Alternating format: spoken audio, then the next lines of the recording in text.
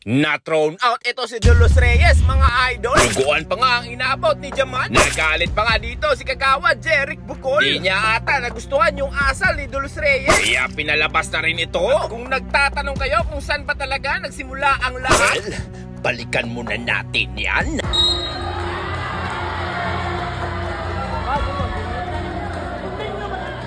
Pasyal muna tayo dito sa pinakamagandang interbarangay sa 3 de Mayo, Digo City. Siya nga pala mga bossing, bago ang lahat, may iniwan pala ako na PS t-shirt. Ito lang yung banda oh. Ay, kayo na bahala maghanap. Ang maglalaban ang mga taga-barangay Aplaya. Si Boss Haron Uy pala ang kanilang import dito.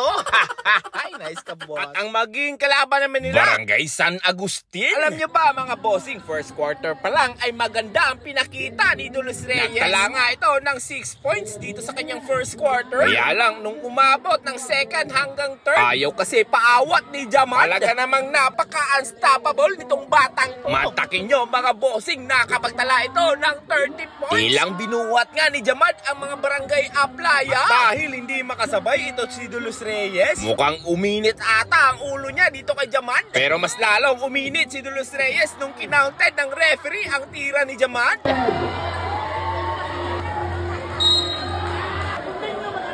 Kaya umabot sa punto may mga konting bigayan. Pero winarningan sila ng referee. Pero eto na nga, umabot na ang hindi inaasahan ng mga tao. Natamaan na nga dito si Jamad dito kay Julius Reyes.